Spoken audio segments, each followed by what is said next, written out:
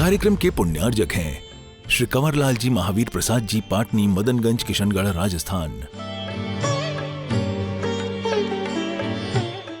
सुख क्या होता है, अगर इसकी एक अनुभूति करनी है तो आगे आने वाले टाइम में आपके लिए एक चांस मिल रहा है स्वात्म साधना शिविर के माध्यम से।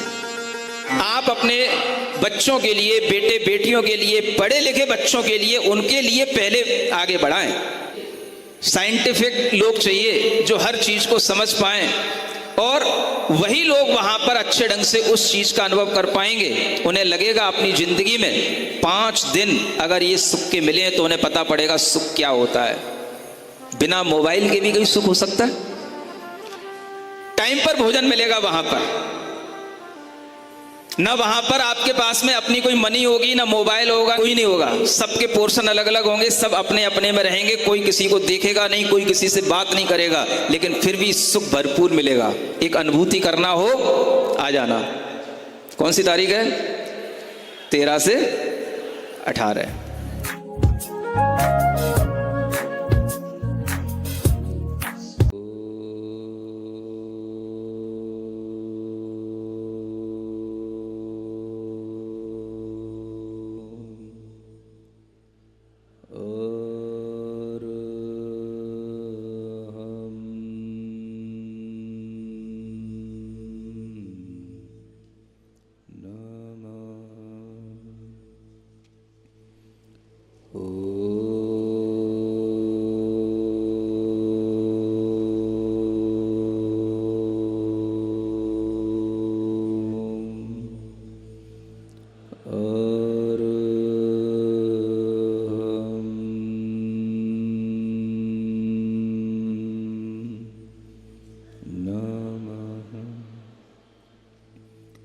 आंखें बंद रखते हुए अपने हृदय में एक छोटे से कमल को देखें। उस खिलते हुए कमल के ऊपर भगवान पार्श्वनाथ की प्रतिमा का स्मरण करें। भगवान पार्श्वनाथ का कोई भी मनोहारी सुंदर जिनबिंब अपने स्मरण में लाएं और अपने अंतर मन से उन भगवान पार्श्वनाथ को प्रसन्नता के साथ नमन करें। जिन पार्श्वनाथ भगवान की कथा हम सुन रहे हैं, वह भगवान कैसे बने, इसके लिए उन भगवान का मंगलाचरण करते हुए आगे बढ़ते हैं। आंखें खोलकर किताब से वह मंगलाचरण पढ़ सकते हैं। मोह महात्म दलन दिन,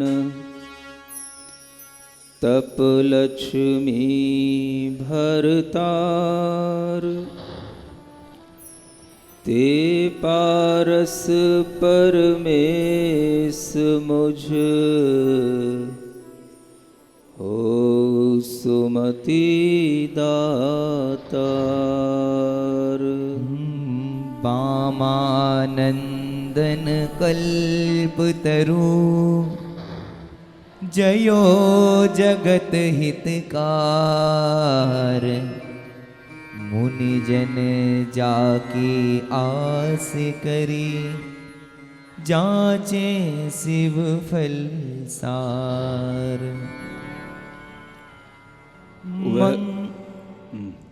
मंगल भवन आ मंगलहारी,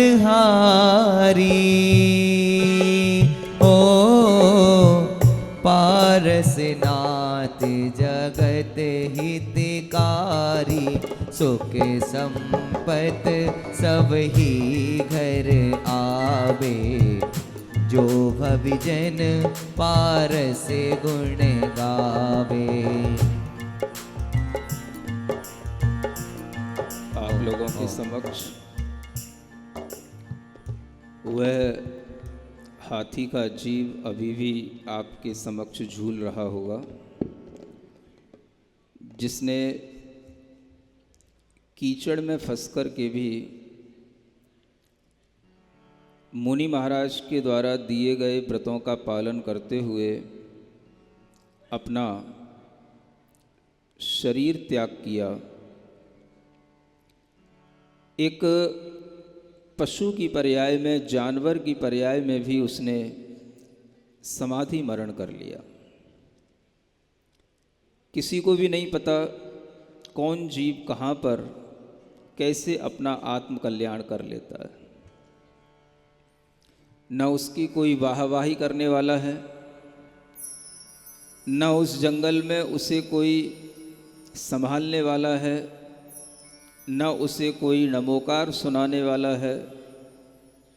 विपरीत परिस्थितियों में उस हाथी ने स्वयं अपने साहस से, अपने दृढ़ श्रद्धान से वह समाधि मरण अंगीकार कर लिया।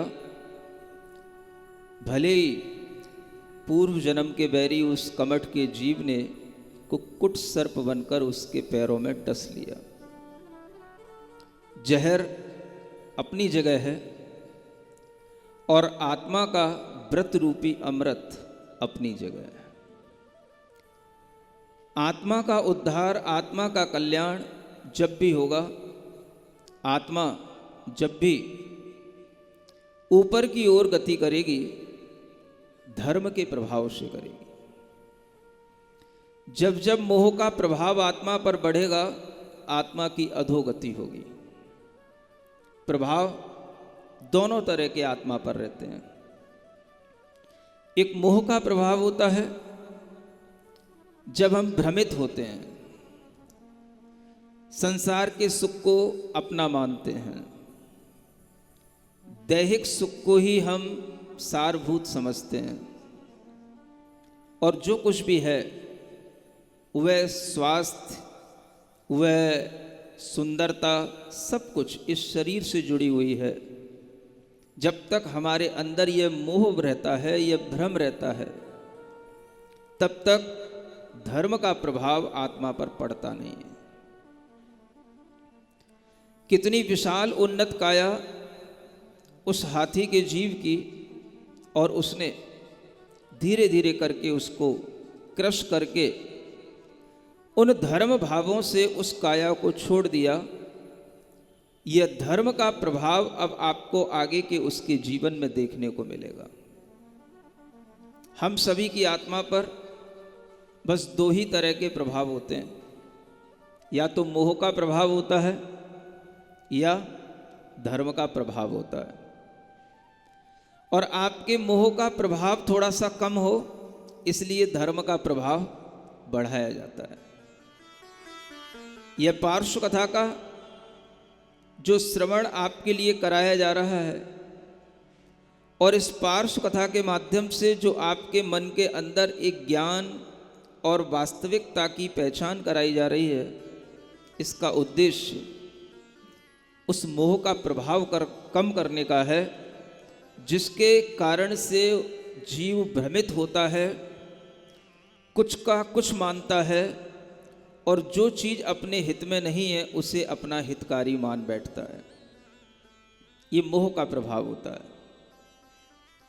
जब मोह का प्रभाव बढ़ता है तो हम दुनिया में जैसे मोही लोग कर रहे होते हैं, हम वैसा ही करते हैं, वैसा ही सोचते हैं। और दुनिया में मोही रोगों की संख्या बहुत अधिक रहती है। वह जिस दिशा में जा रहे होते हैं, हम उसी दिशा में चल पड़ते हैं, सिर्फ यही सोच करके कि दुनिया यही कर रही है, हमको भी ऐसा ही करना है। और इसी कारण से हमारे अंदर वह मोह का प्रभाव जब बढ़ता चला जाता है, तो हम एक जन्म में अपनी मनमानी तो कर लेते हैं, लेकिन जन्म जन्मांतरों में हम बड़े बड़े दुखों को प्राप्त करते हैं। उस मोह के प्रभाव को कम करके धर्म का प्रभाव अपनी आत्मा पर लाना, बढ़ाना, इसी तरह के दृष्टांतों के माध्यम से होता है, कथानकों के माध्यम से होता है। देखते हैं यह धर्म का प्रभाव उस जीव को कहाँ तक ले जाता है और धर्म के प्रभाव से यह जीव किस किस तरह के सुखों की प्राप्ति करता है, यह वर्णन अब आगे आ रहा है। वह गजराज जब मरण किया तो मरने के तुरंत बाद ही वह देव हो गया और देव होने पर वह 12वें स्वर्ग का देव बन गया। एक श्रावक भी व्रतों के साथ 12वें स्वर्ग तक जा सकता है, 16वें स्वर्ग तक जा सकता है, और एक पशु भी व्रतों के साथ 12वें 16वें स्वर्ग तक की यात्रा कर सकता है। वह अपनी उस पशु पर्याय में धर्म के प्रभाव से देवता बन गया। अब आपके लिए यह बात विचारणीय है कि मनुष्य देवता कैसे बनता है। मनुष्य के लिए देवता बनने के लिए क्या करना पड़ता है, और आपको ये बात अपने विश्वास में भी लाना है कि क्या कोई मनुष्य देवता बन सकता है। जब देवता बन सकता है तो कोई मनुष्य नारकी भी बन सकता है। अपनी ही वह आत्मा क्षण भर में देव पर्याय को प्राप्त हो जाती है, क्षण भर में पशु पर्याय को प्राप्त हो जाती है, क्षण भर में नरक गति में नरक पर्याय को प्राप्त हो जाती है, नारकी पर्याय को प्राप्त हो जाती है, और वह आत्मा एक नया शरीर धारण करके नया जीवन जीना प्रारंभ कर देती है। ये विश्वास कैसे आएगा? आज के बच्चों के लिए, पढ़े लिखे बच्चों के लिए, साइंस को जानने वाले बच्चों के लिए और गूगल पर अंधा विश्वास करने वाले बच्चों के लिए और स्पेस में जाने वाले, उस स्पेस साइंस को पढ़ने वाले बच्चों के लिए ये विश्वास कैसे आएगा? क्योंकि गूगल में न स्वर्ग दिखते हैं न कोई और दूसरी दुनिया दिखती है। स्पेस साइंस जितनी खोज कर रहा है वह सिर्फ मंगल, चंद्रमा तक पहुंचे, और वो भी कहाँ पहुंचे हैं वो ही जानते हैं। और वहाँ पर पहुँच कर के भी क्या लेते हैं, वही मिट्टी और पानी वहाँ से लेकर के आते हैं, देखते हैं और बस उसी का प्रचार करते हैं। इसके अलावा और कोई दुनिया किसी को दिखाई नहीं दे रही है। खोजने की कोशिश बहुत की जा रही है। साइंस अपनी पूरी ताकत लगा रहा है। कुछ है दुनिया में, जन्म के बाद क्या होता है यह भी जानने की बहुत बड़ी कोशिश की जा रही है। नेट पर सर्च करोगे आत्मा के बारे में तो आपको मिलेगा कि आत्मा का भी एक वेट होता है। साइंस में इस बात को प्रूफ किया गया है बड़े बड़े साइंटिस्टों ने कि आत्मा का वजन कितना। सब कुछ जानने की कोशिश की जा रही है और जितना जान पाते हैं उतना बताया भी जा रहा है। आप समझ सकते हैं कि उनका जानना कितना सही है, इस बात से ही समझ सकते हैं कि उन्होंने आत्मा का वजन तोलने की कोशिश की। बिफोर डेथ आत्मा का वजन नापा गया। एक बहुत ऐसे चैम्बर में उनको रखा गया जहां पर कोई भी और दूसरा ना हवा प्रवेश कर सके ना और कोई दूसरी गैस प्रवेश कर सके।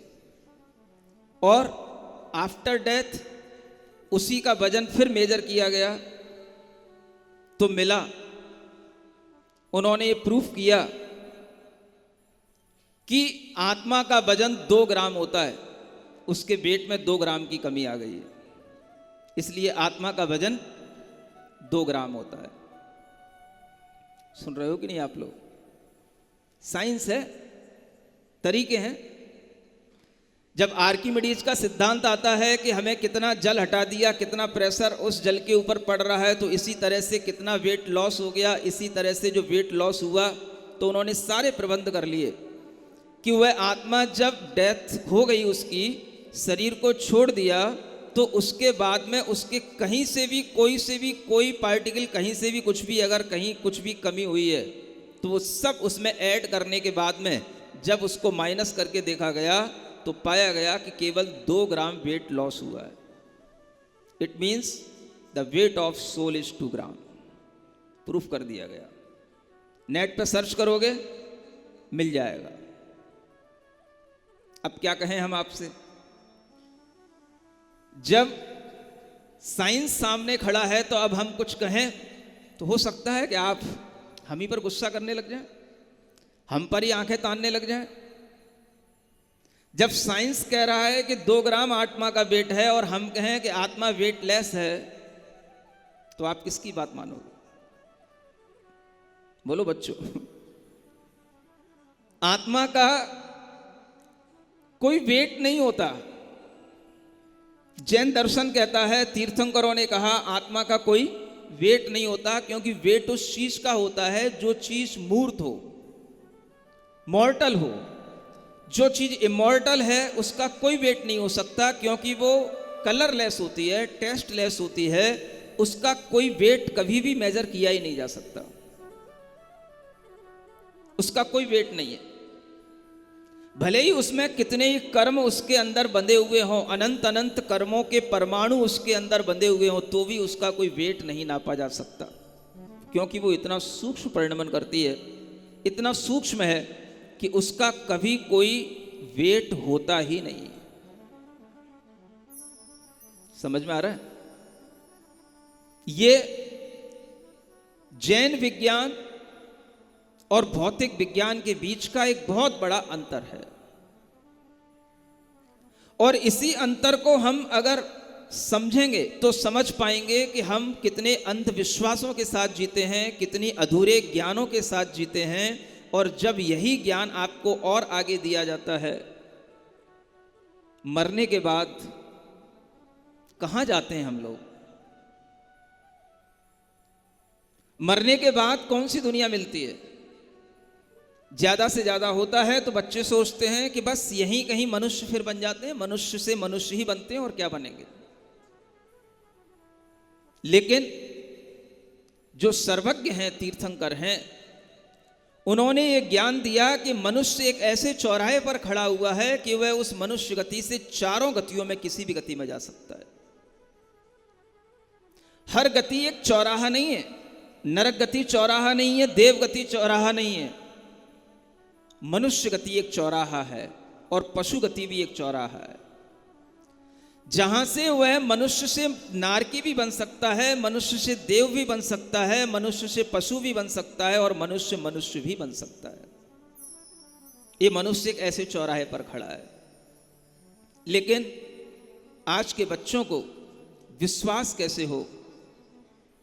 जीवन इतना ही दिखाई देता है जितना हमारे सामने एंजॉयमेंट के साथ आ रहा है, इसके अलावा कहीं कोई जीवन दिखाई नहीं दे रहा, न आगे न पीछे। जब हम बात करते हैं कि कोई व्यक्ति मर गया तो हम कहते जरूर हैं कि वह स्वर्गवासी हो गया, सबके नाम के आगे स्वर्गवासी लग जाता है। जब फोटो टंगेगी तो लिखा जाएगा स्वर्गवासी लाला फलाने चंद राय, नाम ले लूंगा तो बुरा लगेगा, फलाने चंद में सब शामिल हो जाएंगे। आप ये विश्वास करते हैं कि नहीं करते मुझे पता नहीं, लेकिन सबके आगे लिखा रहता है स्वर्गवासी दादा फलाने चंद जैन। मानो आपने बिल्कुल पक्का कर लिया कि मेरे दादा स्वर्ग ही गए हैं।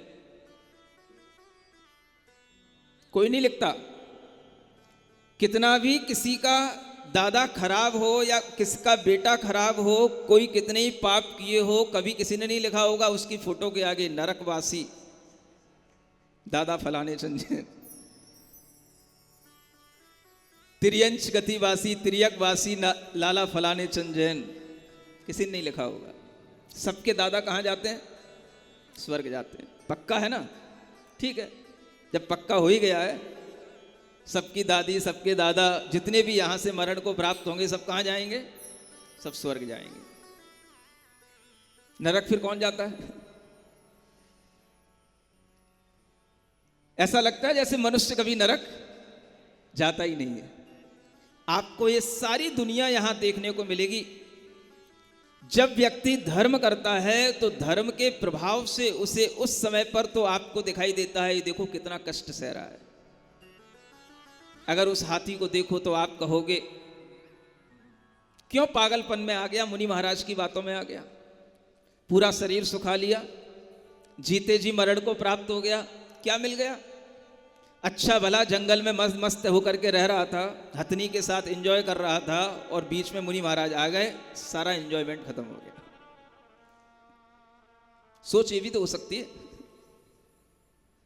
बेचारा सूखता गया, सुखा लिया अपने शरीर को, कष्ट प्राप्त करता रहा, क्या मिल गया? एक क्षण भर के जीवन का कष्ट कितना बड़ा सुख हो सकता है अगर आपके पास कान हो, आंखें हो। तो ये प्रकरण आपके सामने आ रहा है, इसको ही पढ़ करके हम समझने की कोशिश करते हैं कि स्वर्ग की वास्तविकताएं क्या होती हैं। ये कोई परियों और अप्सराओं का स्थान नहीं है जो हमें टीवी में किसी भी तरह से खिलती हुई उड़ती हुई परियों के माध्यम से दिखा दिया जाता है, अप्सराएं दिखा दी जाती हैं। शायद कोई दूसरा ऐसी जगह होगी, कोई दूसरा प्लानेट होगा जहां पर इस तरह के लोग रहते होंगे।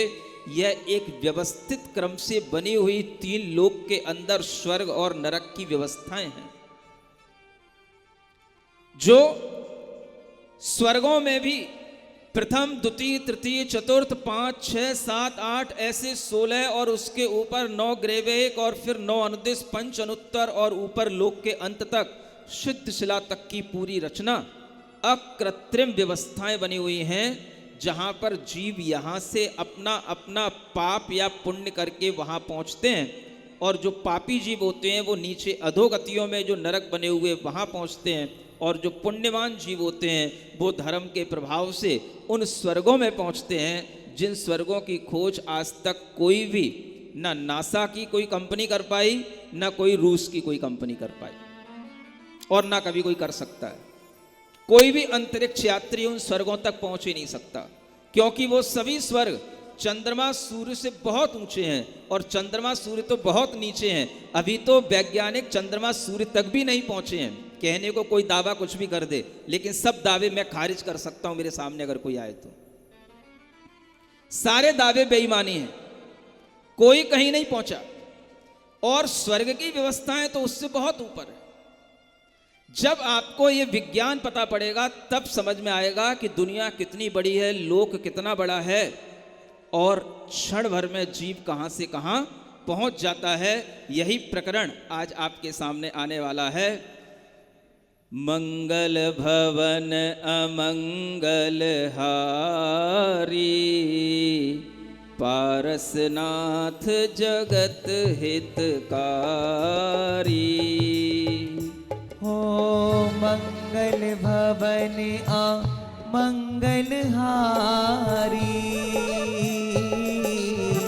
पारसनाथ जगत हितकारी। सुख संपत सबही घर आवे, जो भविजन पारस गुण गावे। पेज नंबर 29, काव्य नंबर 51। तहाँ स्वयं प्रभ नाम विमान, शशि प्रभ देव भयो तीर्थान। अवधि जोड़ कर सब जान देव, व्रत को फल पूरब भव भेव। जिन शासन संसौ बहु भाय, धर्म विषय दृढ़ता मन लाय। सदा साधते श्री जिन धाम, पूजा करी तहाँ अभिराम। महामेरु नंदीश्वर आदि, पूजे तहाँ जिन बिंब अनादि। कल्याणक पूजा विस्तारे, पुण्य भंडारे देवियों भारे। 16 सागर आयु प्रमाण, 3.5 हाथ तन जान। 16 सहस वर्ष जब जाहि, असन जाहु उपजे उर्माहि। अनुपम अमृतमय आहार, मन सो भुंजय देव कुमार। 8 दुगुन पक पीते जास, तब शोले ये सुगंध उसास। अवधि चतुर्थ अवनि परजन, यही विक्रिया बल विरतंत। अवधि क्षेत्र जावत परमान, होय विक्रिया तावत मान। वह हाथी का जीव मरण करके पहले दूसरे स्वर्ग में नहीं गया। कहाँ गया? 12वें स्वर्ग में गया। उन स्वर्गों में अनेक विमान हैं, उनमें एक विमान है स्वयंप्रभ नाम का विमान, और उस स्वयंप्रभ नाम के विमान में वह शशि प्रभ नाम का देव हुआ। यह नियम होता है कि जब भी कोई जीव मरण करके देवगति को प्राप्त होता है तो वहाँ पर एक अंतर मुहूर्त में ही, माने विदिन 48 मिनट्स तो बहुत होते हैं, कुछ ही मिनटों में वह एक बिल्कुल सुंदर सा वयस्क आयु वाला जीव बन जाता है, प्राणी बन जाता है, सुंदर देह वाला। वहां पर 9 महीने गर्भ में नहीं रहना पड़ता। मनुष्य बनने के लिए गर्भ में 9 महीने रहने का कष्ट झेलना पड़ता है, और देव बनने के लिए तो तुरंत अंतर मुहूर्त में वह देव बन जाता है। और जैसे ही वह देव बन करके अपनी चेतना को जैसे ही जागृत होता हुआ देखता है, ऐसा लगता है जैसे कोई सुंदर सा व्यक्ति एक कोई बहुत अच्छी कोमल सैया पर सो करके उठा हो, और ऐसे उसको जब उठ करके बैठता है तो वहां देखता है चारों ओर सुखी सुख है, एक अलग ही तरह का वातावरण।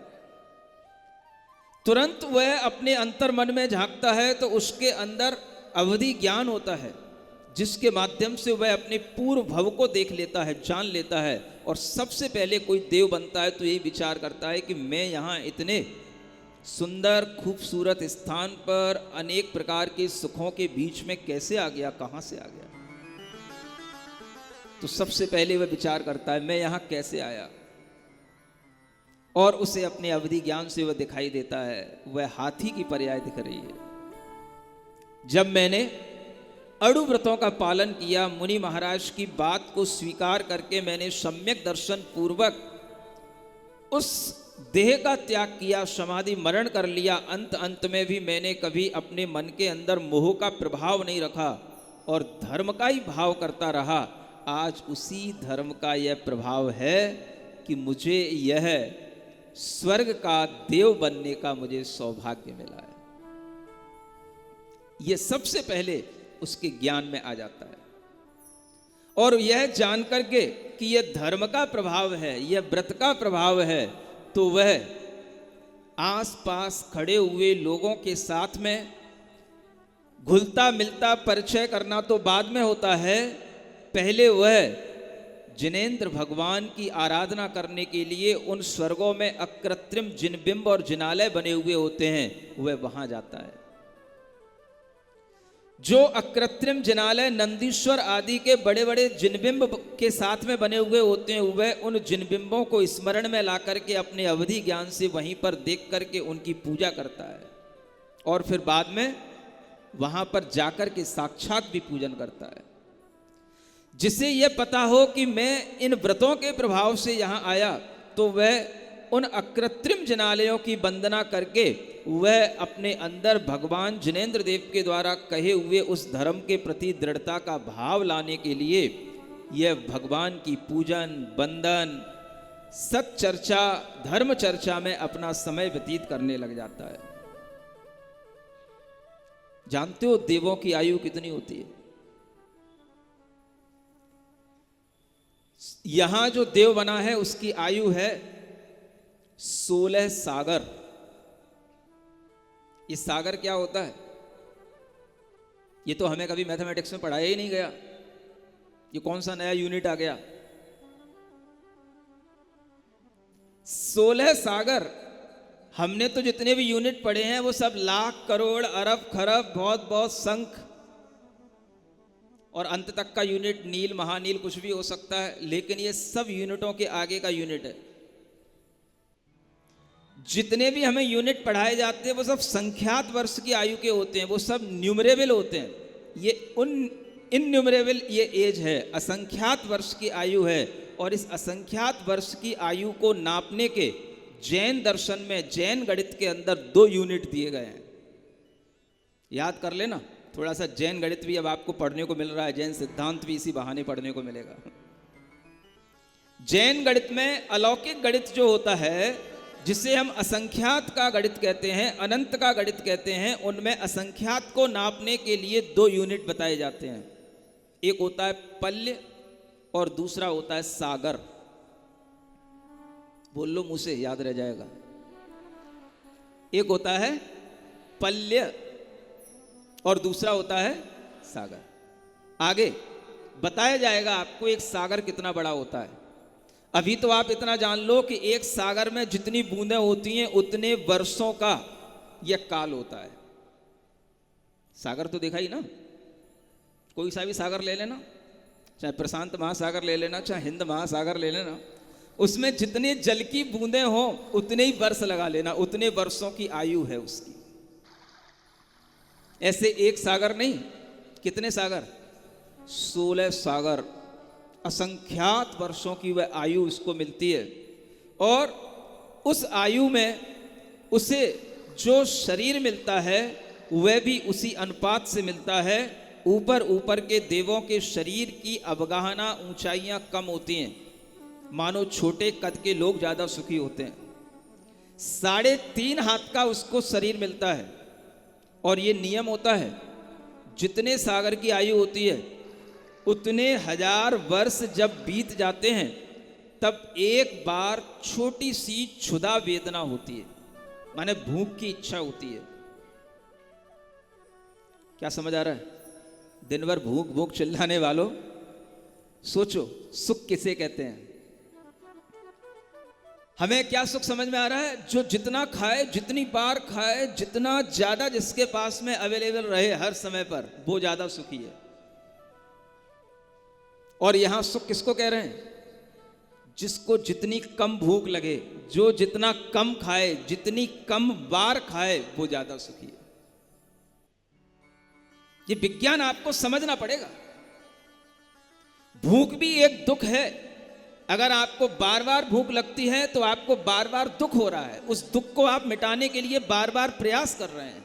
और जितनी बार आप खा रहे हैं उतनी बार आप उस दुख को दूर करने का प्रयास कर रहे हैं। और सुखी व्यक्ति जो होता है वह दिन में एक बार खा लेता है, एक बार खा करके पूरा दिन निकाल सकता है, रात निकाल सकता है, क्योंकि उसे एक बार खाने के बाद फिर दोबारा भूख नहीं लगती।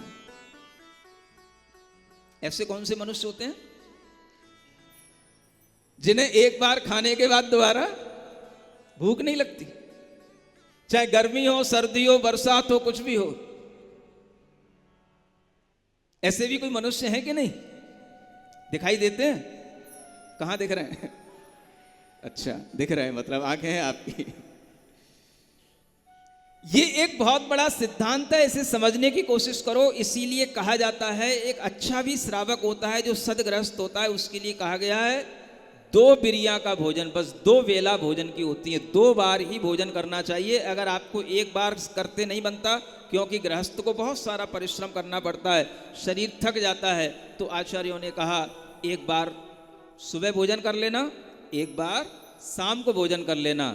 भोजन की केवल 2 बेलाएं कही गई गृहस्थों के लिए, और जो साधु बन जाते हैं उनके लिए एक बार भोजन से ही काम चल जाता है, क्योंकि उन्हें गृहस्थों की तरह दुनिया के पहाड़ नहीं उठाने पड़ते हैं। उनका परिश्रम अलग है, लेकिन वह एक बार खाने पीने से काम हो जाता है। ये तो उस शरीर के लिए जो शरीर थकता है। हम यहां बात कर रहे हैं उन देवों की जिनके शरीर में कोई थकान नहीं होती है, जिन्हें कभी नींद नहीं आती है, जिनके शरीर में कोई पसीना भी नहीं उत्पन्न होता है। ऐसे देवों का जो शरीर होता है वो एक अलग ही तरह के परमाणुओं से बना हुआ होता है। हम और आपकी तरह उनका शरीर नहीं होता। उनका शरीर अलग ही तरह के परमाणुओं से बना हुआ होता है, बिल्कुल हल्का फुल्का। कितना ही दौड़ धूप कर लें, कहीं पर भी चले जाएं, कुछ भी कर लें, कोई उनके लिए थकान नहीं होगी, परिश्रम नहीं होगा, पसीना नहीं आएगा। नींद तो कभी लेने की बात ही नहीं, क्योंकि नींद भी कब लेनी पड़ती है? जब आदमी थक के चूर होता है, तब नींद आती है। ऐसे वह देव हैं।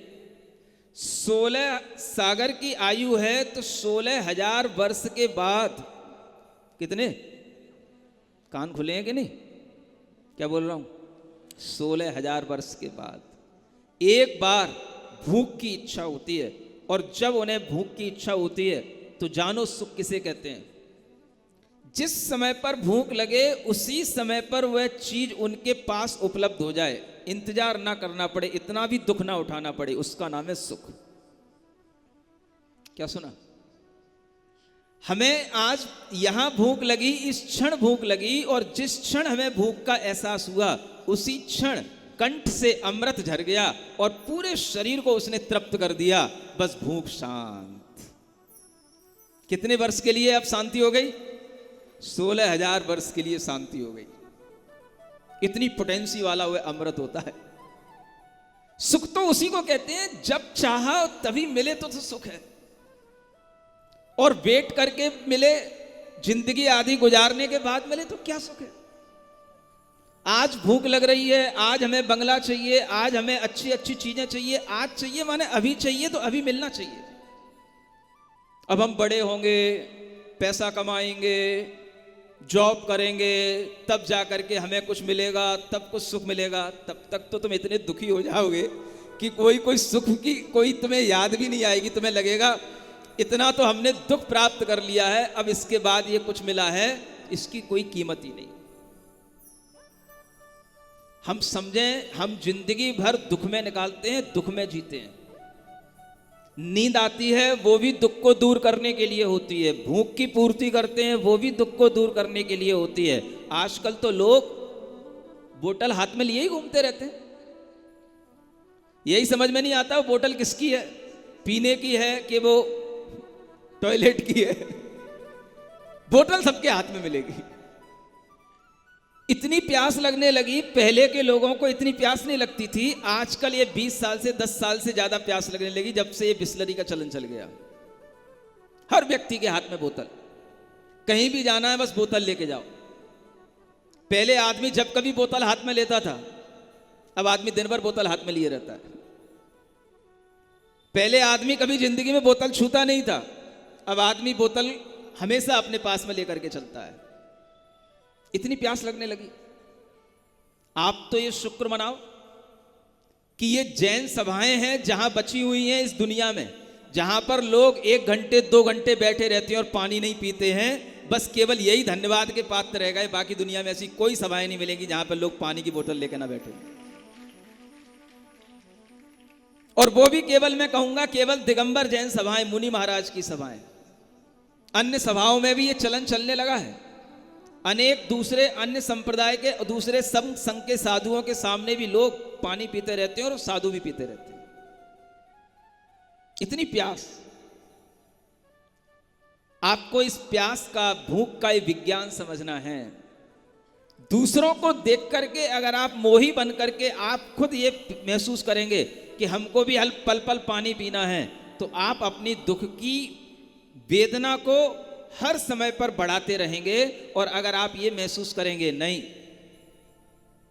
अभी मैं मंदिर गया हूं, 8 बजे मंदिर जाने का टाइम है, 8:30 बजे मुनि महाराज के उस पारस कथा में जाने का टाइम है, 10 बजे तक मुझे, सुबह 8 बजे से लेकर 10 बजे तक मुझे 2 घंटे तक ना कुछ खाना है ना पीना है, ये संकल्प लेकर के बैठोगे तो आपको पुण्य की भी प्राप्ति होगी और भूख प्यास को जीतने की भी आपके अंदर आदत आ जाएगी। मैं कहता हूं कि अगर आपके मन के अंदर थोड़ी श्रद्धा हो, भक्ति हो, तो एक नियम बना लेना, चातुर्मास तक ही वो नियम चला लेना। जब मुनि महाराज आहार पर उठ जाएं, उसके बाद मैं भोजन करूंगा। यह सच्ची श्रद्धा कहलाएगी। सुन रहे हो? ऐसी बातें सुनते नहीं हो आप लोग। कम से कम इतना नियम, जब मुनि महाराज आहार पर उठ जाएं, उसके बाद में ही मैं आहार जल ग्रहण करूंगा। और अगर आपका यह नियम भी बन जाता है तो यह आपको भूख प्यास को जीतने में सहायक बनेगा। छोटे छोटे संकल्प एक दिन इतने बड़े हो जाते हैं कि वह आपके लिए एकासन करने का भी संकल्प देगा और कभी कभी उपवास करने का भी संकल्प आपके अंदर ला देगा। छोटे छोटे नियम पालन करने की कोशिश करो। आप देखते हो कि जब किसी को डायबिटीज हो जाती है तो व्यक्ति को डॉक्टर कह देता है दिन भर पानी पीना, भूखे मत रह जाना। अब आप सोचो, दिन भर खाने वाला रोगी कहलाता है कि स्वस्थ कहलाता है? रोगी हो गया। अगर आप पहले से ही समय समय पर भोजन लेंगे, समय समय पर आप इस तरह से व्रत का पालन करने की क्षमता रखेंगे, आपको कभी डायबिटीज होने की नौबत नहीं आएगी। कभी भी डॉक्टर के अनुसार फिर आपको चलना नहीं पड़ेगा और आपको मोहताज नहीं होना पड़ेगा कि अब हम दिन भर खाने और दिन भर पीने के लिए मोहताज हो गए, क्योंकि अब हम व्रत नहीं कर सकते। क्यों नहीं कर सकते? क्योंकि डॉक्टर ने कह दिया है डायबिटिक पेशेंट को भूखा नहीं रहना चाहिए। समझ आ रहा है? ये पुण्य कहां से आए कि हम जीवन भर बिना डायबिटीज के रह पाएं? अगर तुम खाते पीते मस्त होकर के ही जिंदगी गुजारने को अपना सुख समझते हो तो ये दुख तुम्हारे सामने खड़े हुए हैं। जब क्षण क्षण में तुम्हारे लिए प्यास लगेगी, पानी पीना पड़ेगा, इंसुलिन के इंजेक्शन लगवाने पड़ेंगे, तब तुम्हें याद आएगी कि अब हम एक आसन भी जिंदगी में नहीं कर सकते, कोई व्रत नहीं कर सकते। तब तुम्हें समझ में आएगा व्रत करने का पुण्य क्या होता है। अगर आज स्वस्थ हो तो उस पुण्य को बढ़ाओ, घटाओ नहीं। अगर व्रत करने की शक्ति है तो कभी कभी अष्टमी चतुर्दशी को एकासन आदि करके मन बनाओ, शक्ति बढ़ाओ। वह पुण्य ही तुम्हें आगे आने वाली बीमारियों से बचा के रखेगा। अगर तुम्हारे अंदर शक्ति है तो इतना नियम बनाओ कि मैं सुबह 10 बजे भोजन करूंगा, 11 बजे भोजन करूंगा, शाम को 5 बजे 5:30 बजे भोजन कर लूंगा, बीच में पानी पीना पड़ेगा तो पी लूंगा, लेकिन भोजन में 2 टाइम के अलावा और अन्य टाइम पर नहीं करूंगा। रात्रि में तो करूंगा ही नहीं, क्योंकि चौमासी में पहले ही मैंने संकल्प ले लिया है। ये अगर आपकी नियमावली बनी रहेगी तो आपका पुण्य ही आपको डायबिटीज होने से और ऐसी बीमारियां होने से बचाए रखेगा जो आपको डॉक्टरों के द्वारा फिर आपको परेशान नहीं होना पड़े। सुन रहे हो कि नहीं? समझ आती मेरी बात कि नहीं? सुख किसका नाम है? दिन भर पानी पीने का नाम, दिन भर खाते रहने का नाम, बार बार खाते रहने का नाम, या एक बार खाने के बाद बस फिर उस दुख की पूर्ति नहीं करना।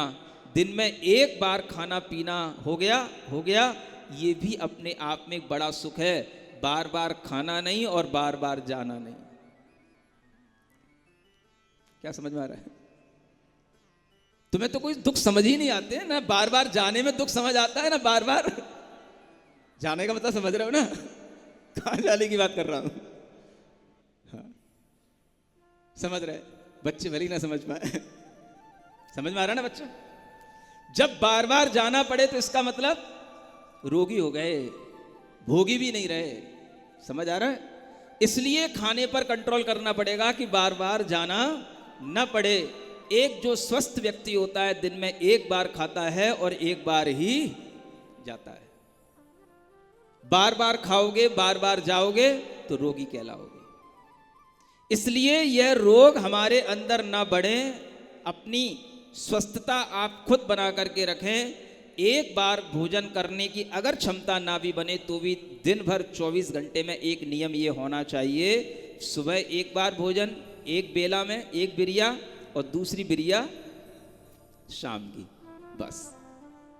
दोपहर में थोड़ा बहुत फल फ्रूट चल जाएंगे, पानी चल जाएगा, जलपान चल जाएगा, लेकिन भारी भारी भोजन जिसे हम भोजन कहते हैं वो भोजन दिन भर करने की इच्छा नहीं करनी चाहिए और बार बार खाना पीना भी नहीं करना चाहिए। सुखी रहना चाहते हो तो ये आदत सीख लो।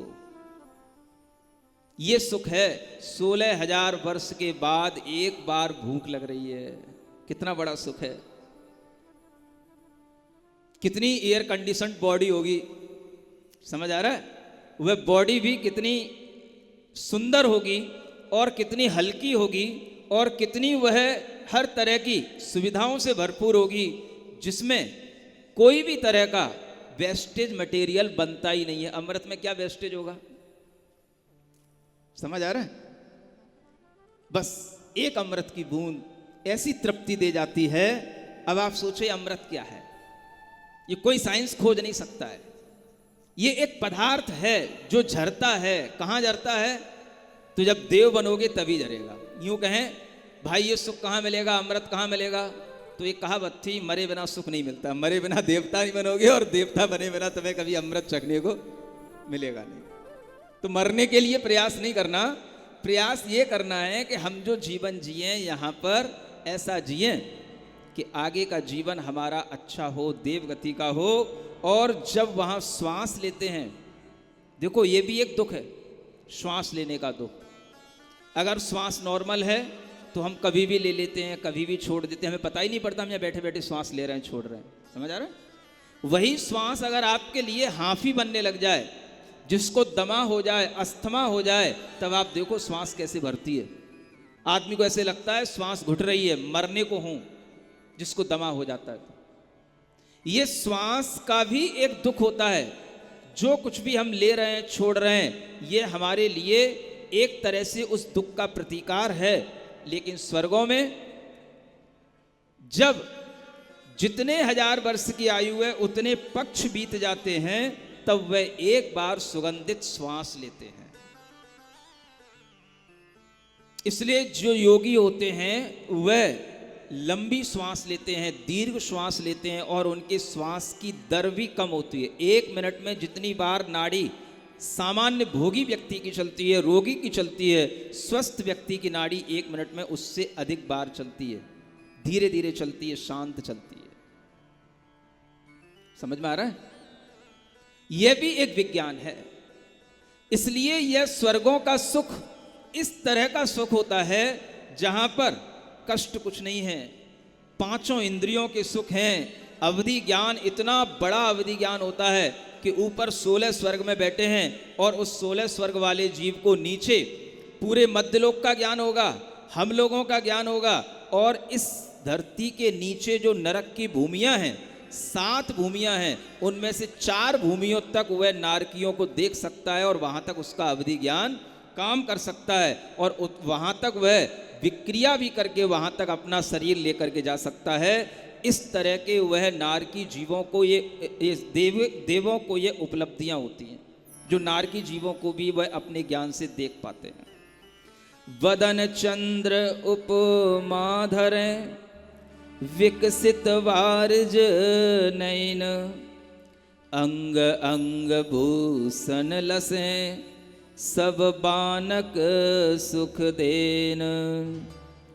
सुंदर तन सुंदर, सुंदर वचन, सुंदर स्वर्ग निवास, सुंदर वनिता मंडली, सुंदर सुरगन दास। अनिमा महिमा आदिदे, 8 रिद्धि फल पाय, सुर सुछंद क्रीड़ा करे, जो मन बरते आय।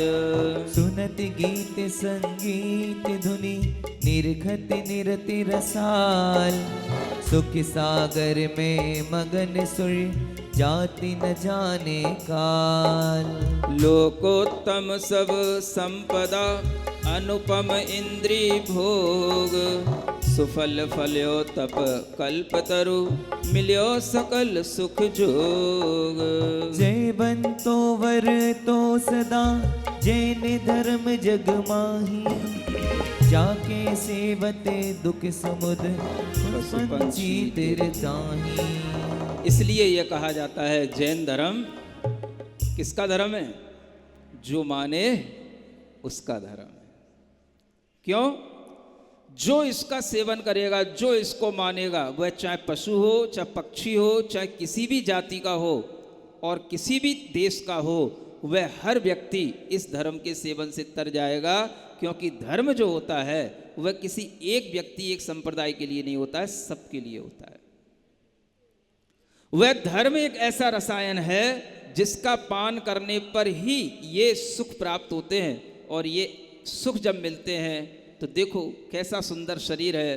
चंद्रमा की उपमा को धारण करने वाला शरीर होता है सुंदर, कमल की तरह खिले हुए नयन होते हैं, अंग अंगों में आभूषण शोभायमान होते हैं, और उनके वचन सबको सुख देने वाले होते हैं। सुंदर उनके पास में अनेक अनेक देवियों की मंडलियां होती हैं, अनेक देवता लोग उनके दास बनकर के उनके चरणों में बैठे रहते हैं। अड़िमा महिमा आदि 8 प्रकार की रिद्धियां होती हैं, उन सब से वो संपन्न होते हैं, और स्वच्छंद क्रीड़ा किसी भी जगत में किसी भी जगह पर जाकर के कर सकते हैं। पूरे मध्य लोक के अंदर जहाँ कहीं पर भी अच्छे अच्छे उपवन हैं, वन हैं, सागरों के तट हैं, पहाड़ हैं, गुफाएं हैं, स्वच्छंद होकर के वहाँ पर क्रीड़ा कर सकते हैं। क्षण भर में वहाँ पर पहुँचना और क्षण भर में वहाँ से वापस आ जाना, अपने विमानों में मन चाहे ढंग से घूमना, ये सब उनके लिए पूरी दुनिया घूमने को मिलती है। ये उनके आनंद के क्षण होते हैं। ये कहलाता है सुख सागर में मगन हो गए। पांचों इंद्रियों के सुख, सुंदर वस्तुएं देखने के सुख, सुंदर रूप देखने के सुख, नृत्य के सुख, गायन के सुख, संगीत के सुख, कर्ण इंद्री के सारे सुख और स्पर्शन इंद्री के सारे सुख, जितनी भी अच्छी से अच्छे रत्न आदि अच्छे से अच्छे प्रकाश होते हैं वह सब उनके पास होते हैं और सब अच्छी से अच्छी मनोज्ञ वस्तुओं का वह सेवन करते हैं। ऐसे पंचेंद्री के सुख में असंख्यात वर्षों तक लीन रहने वाले देव लोगों को सुखी जीव कहा जाता है। सुन रहे हो मनुष्यों, अपने आप को सुखी मत मानो, यही भ्रम छोड़ दो तो यही सबसे बड़ा मिथ्यात्व छूट जाएगा कि हम जो सुख भोग रहे हैं वो सुख नहीं है, वो तो दुख को हम मिटाने का एक उपाय करते हैं। बस खुजली हो जाती है तो हम खुजलाते रहते हैं, सुख तो कुछ और होता है जो बिना खुजली के होता है। नहीं समझ आया? खुजली होती कभी कि नहीं? अब जिसको खुजली हो गई तो वो खुजा खुजा के सुख मार रहा है और खुजा खुजा के घाव कर लेता है और जितना खुजाता है उतना ही उसको अच्छा लगता है। तो ये इंद्रिय के सुख ऐसे ही होते हैं। खुजली होती है दिमाग में, शरीर में और हम उनकी पूर्तियां करते हैं, लेकिन वास्तविक सुख कौन होते हैं? जो बिना खुजली के हो। ऐसा शरीर मिले जिसमें खुजली हो ही ना। आपकी तो आदत ही इतनी खराब है कि अगर हम आपसे कहें 2 मिनट ध्यान करने के लिए बैठ जाओ तो आप ध्यान करते करते भी खुजली नहीं भी मच रही होगी तो भी कहीं ना कहीं उंगली चलती रहेगी। वो खुजाने की आदत पड़ी है। आप देखना कभी भी ध्यान करने के समय पर, और ये सब आदतें आपकी कंट्रोल में तब आएंगी जब आप कोई अच्छे ध्यान के शिविर में पहुंचो। समझ में आ रहा है? सुख क्या होता है, अगर इसकी एक अनुभूति करनी है तो आगे आने वाले टाइम में आपके लिए एक चांस मिल रहा है स्वात्म साधना शिविर के माध्यम से। अरहम स्वात्म साधना शिविर। आपने जिंदगी में कोई सुख प्राप्त किया कि नहीं किया मुझे नहीं मालूम, लेकिन अगर आप 5 दिन उस शिविर में बैठने के योग्य अगर आपने अपने आप को बना लिया तो मैं कहूंगा कि आपने अपनी जीवन में 5 दिन का एक सुख ले लिया। मनुष्य जीवन में इससे बड़ा सुख कोई नहीं हो सकता जो आपको 5 दिन में मिलने वाला है। वो सुख होगा, वास्तविक सुख होगा। चलो मरने के बाद जो मिलेगा वो मिलेगा, वो भी उन्हीं को मिलेगा जो इस तरह की साधनाएं करते हैं। वह 5 दिन का सुख आप अपने बच्चों के लिए, बेटे बेटियों के लिए, पढ़े लिखे बच्चों के लिए, उनके लिए पहले आगे बढ़ाएं। यूं नहीं कि आप दादाजी दादी जी वहां पर चश्मा लगा के बैठ जाएं और फिर वहां पे कहो कि हमें स्टूल दो और कुर्सी दो और हमें खड़ा नहीं हुआ जा रहा कि बैठा नहीं जा रहा। ये प्रॉब्लम वाले लोग नहीं चाहिए। स्वस्थ लोग चाहिए, अच्छे लोग चाहिए, साइंटिफिक लोग चाहिए जो हर चीज को समझ पाएं, और वही लोग वहां पर अच्छे ढंग से उस चीज का अनुभव कर पाएंगे। उन्हें लगेगा अपनी जिंदगी में 5 दिन अगर ये सुख के मिले तो उन्हें पता पड़ेगा सुख क्या होता है। बिना मोबाइल के भी कोई सुख हो सकता है? टाइम पर भोजन मिलेगा वहां पर, ना वहां पर आपके पास में अपनी कोई मनी होगी, ना मोबाइल होगा, ना वुमेन होगी, कोई नहीं होगा। सबके पोर्शन अलग अलग होंगे, सब अपने अपने में रहेंगे, कोई किसी को देखेगा नहीं, कोई किसी से बात नहीं करेगा, लेकिन फिर भी सुख भरपूर मिलेगा। एक अनुभूति करना हो आ जाना। कौन सी तारीख है? 13 से 18। ये 5 दिन आप कोशिश करो अपने अंदर महसूस करने की कि बिना मोबाइल के, बिना दुनिया में लोगों के परिचय किए हुए, बिना घूमे हुए भी क्या कोई हम अपने अंदर अपने आप में सुखी रह सकते हैं? और ये अगर एक बार टेस्ट आ गया तो फिर आपको अपने आप जितने भी ये भोग रस हैं, ये जितने भी दुनिया के इंद्रिय रस हैं, ये सब आपको तुच्छ लगने लग जाएंगे। सबसे बड़ा सुख अपने अंतरंग में निवास करता है। उस अंतरंग में जो सोर्स ऑफ हैप्पीनेस है उसको अगर हम डिस्कवर करना चाहते हैं तो हमारे अंदर इस तरह की भावना आनी चाहिए कि एक बार हम 5 दिन के लिए अपनी जिंदगी को एक बार दांव पे ही लगा दें। देखते हैं कौन सी दुनिया हमारी चली जाएगी, कौन हमें छोड़ के चला जाएगा। कोई नहीं कहीं चला जाएगा। 5 दिन बाद जब अपने घर पे जाओगे सब्जियों की तो मिलेंगे।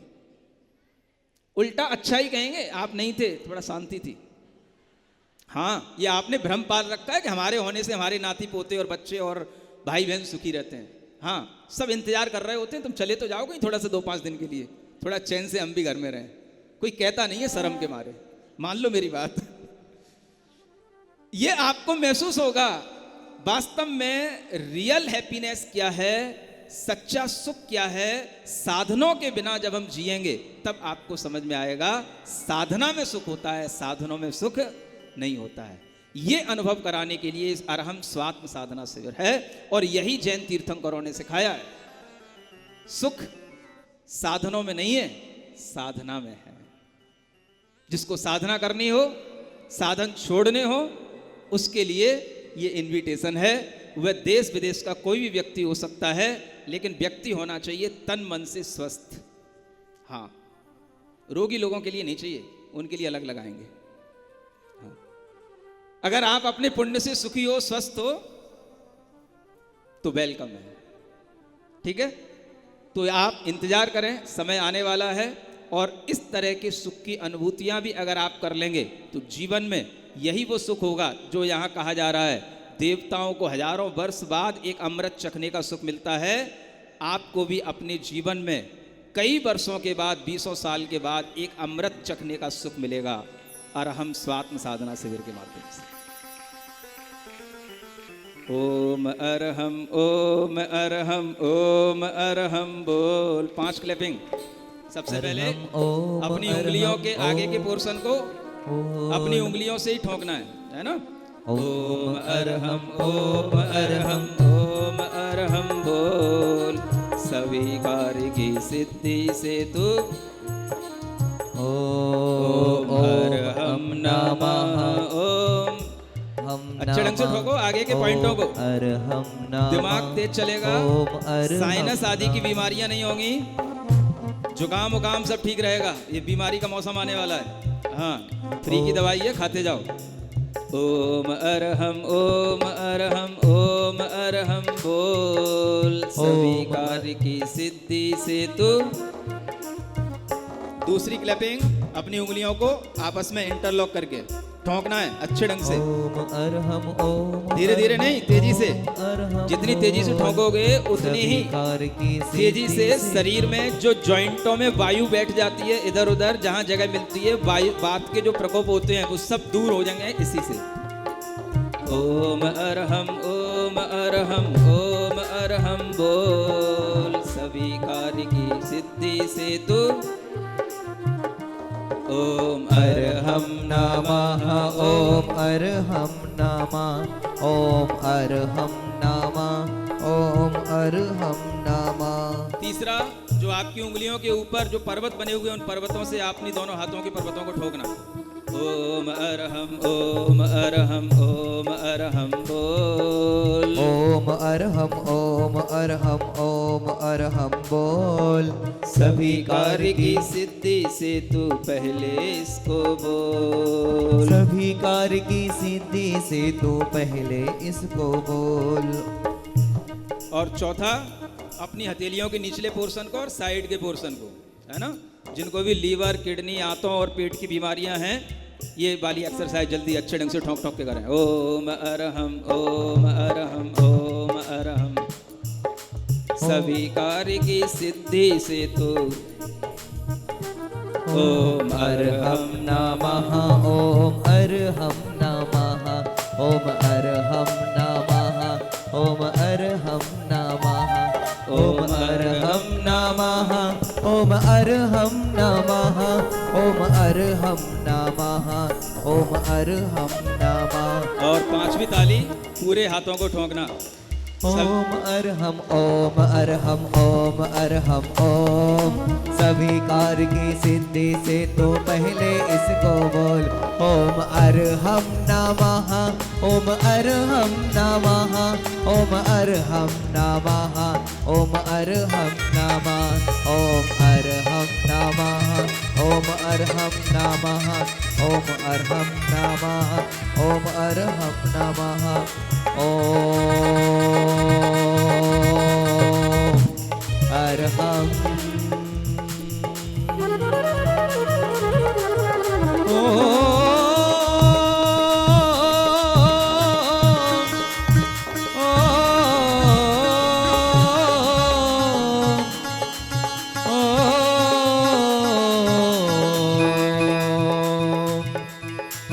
नमाहं